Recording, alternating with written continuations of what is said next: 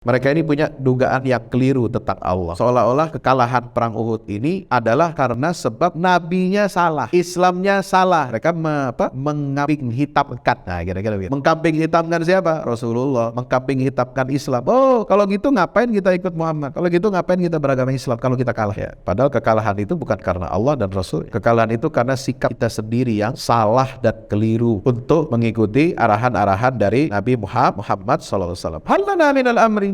Apakah kita ini ada hak untuk campur tangan untuk mengubah keadaan ini? Mereka seolah-olah yang mengatakan kalau begitu agama biarlah kita urus sendirilah ya. Kita nggak perlu agama, kita hanya cukup pakai akal, kita hanya cukup pakai logika, kita hanya cukup pakai kekuatan untuk bisa menang. Nggak perlu agama, nggak perlu iman, nggak perlu ketakwaan kepada Allah. Wah, ini bahaya sekali. Kalau ada umat Islam sekarang berprasangka begitu, kenapa sekarang umat Islam kalah dalam banyak hal, dalam banyak bidang, lalu mengkambing hitamkan Islam, berarti Islamnya salah. Kalau Barat menang, berarti agama yang dianut oleh orang Barat itu yang benar. Nah, ini hati-hati. Kalau Cina Timur menang dalam pentas peradaban, berarti agama yang mereka anut, ideologi yang mereka anut, berarti itu yang benar. Itu keliru, Pak. Jangan masuk. Itu namanya zonnul jahiliyah. Hati-hati. Sebagai orang beriman, kita dilarang untuk memiliki sangkaan jahiliyah kepada Allah Subhanahu wa ta'ala. Katakanlah wahai Muhammad, sesungguhnya semua urusan ini adalah di tangan Allah. Nah, kita jangan jadi orang yang seperti golongan kedua ini. Nah, ini jadi pelajarannya luar biasa untuk penyucian jiwa kita ini. Mereka golongan yang kedua ini menyembunyikan di dalam diri mereka, jiwa mereka, apa yang tidak mereka tampakkan kepadamu wahai Muhammad SAW. Mereka berkata, sekiranya ada hak campur tangan pada kita, seandainya Muhammad ikut apa kata pandangan kami, orang munafik, kalau dulu seandainya kita ambil opsi keputusan kita bertahan defensif di kota Madinah, kita tidak akan terbunuh di sini perang ini. Nah, ini subhat nih. Ini cara orang munafik untuk melemahkan iman. Kalau memang ditakdirkan oleh Allah mati di tempat kita masing-masing, kita tidak perlu menyalahkan siapa-siapa. Nggak perlu kita mengatakan, oh kalau seandainya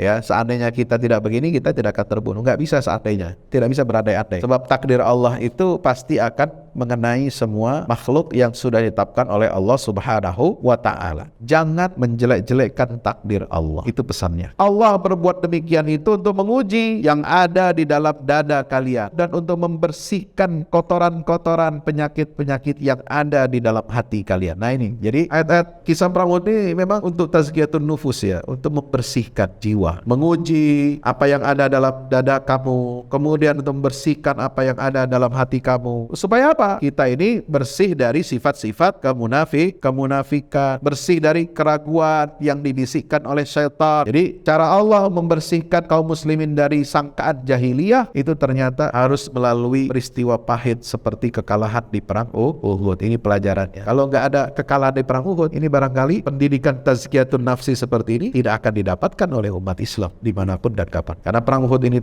terjadi, kekalahan itu Allah yang menetapkan, dan Allah menetapkan kekalahan itu bukan karena Allah, bukan karena Rasul yang salah dalam memberikan bimbingan dan arahan, tapi karena salah sikap dan mental pasukan itu sendiri. Maka ini jadi pelajaran bagi umat Islam sepanjang zaman.